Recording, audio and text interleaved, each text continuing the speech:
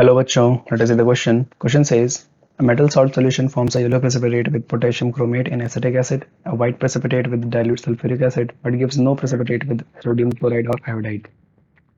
The white precipitate obtained when sodium carbonate is added to the metal salt solution consists of. तो question में कहा गया एक metal salt का solution है जो पोटेशियम क्रोमेट के साथ क्या करता है, एसिटिक एसिड में एक येलो प्रेसिपिटेट देता है. उसके बाद अगर उसी मेटल सॉल्ट को हम डाइल्यूट सल्फ्यूरिक एसिड के साथ में अगर ट्रीट कराएं तो व्हाइट प्रेसिपिटेट मिलता है.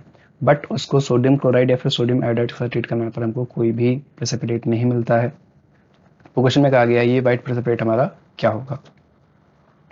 ऑप्शन में हमको लेड कार्बोनेट दिया है, basic lead carbonate, barium carbonate और स्ट्रोंशियम कार्बोनेट दिया गया है. आइए देखते हैं. तो जो मेटल सॉल्ट सॉल्यूशन होगा ये क्या कर रहा है, हमने मान लिया इसको X, ये क्या कर रहा है,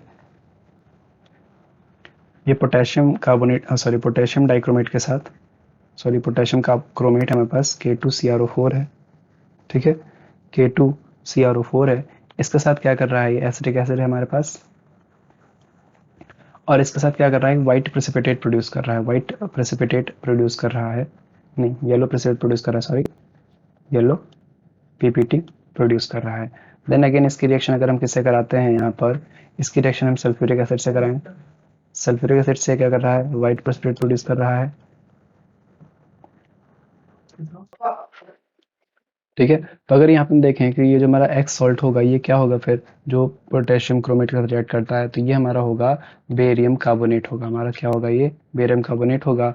इसकी रिएक्शन कैसे होगी कि जो बेरियम कार्बोनेट है ये पोटेशियम क्रोमेट के साथ रिएक्ट करेगा, दैट इज K2CrO4 से रिएक्ट करेगा. तो हमारे पास यहाँ पे क्या बनेगा, बेरियम क्रोमेट बनेगा, दैट इज BaCrO4, और साथ में हमारे पास क्या बन जाएगा, K2CO3. और ये जो येलो प्रेसिपिटेट होता है ये हमारा होता है बेरियम क्रोमेट का होता है येलो प्रेसिपिटेट.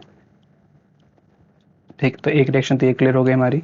सेकंड रिएक्शन में कहा गया है कि ये जो सॉल्ट है हमारा, इसकी रिएक्शन हम किससे कराते हैं, H2SO4 सल्फ्यूरिक एसिड से कराते हैं, डाइल्यूट सल्फ्यूरिक एसिड से. तो क्या बनता है यहाँ पे, इट फॉर्म्स बेरियम सल्फेट. ये बेरियम सल्फेट का फॉर्मेशन करता है. साथ में पे क्या बन जाएगा, H2O और CO2 बन जाएगा. ठीक है ना. और ये जो बेरियम सल्फेट होता है ये क्या करता है, ये व्हाइट प्रेसिपिटेट होता है. थर्ड स्टेप में कहा गया है इसमें कि जो सॉल्ट है हमारा, इसकी रिएक्शन अगर हम किससे करा दें, इसकी रिएक्शन अगर हम सोडियम क्लोराइड से या फिर सोडियम आयोडाइड से करा दें तो ये क्या कोई प्रेसिपिटेट का फॉर्मेशन नहीं करता है. तो वो इसलिए होगा क्योंकि यहाँ पर क्या होगा, जो सॉल्ट बन रहा होगा वो सोल्यूबल होगा. यहाँ पे जो सॉल्ट बनता है बेरियम क्लोराइड और सोडियम कार्बोनेट क्या होते हैं, सोल्यूबल होते हैं. तो ये सोल्यूबल सॉल्यूशन बनाते हैं, इसलिए यहाँ पे कोई भी प्रेसिपिटेट हमको देखने को नहीं मिलता. तो ये तीनों रिएक्शंस जो भी हमारा जो क्वेश्चन में डेटा है उससे मैच कर रही हैं.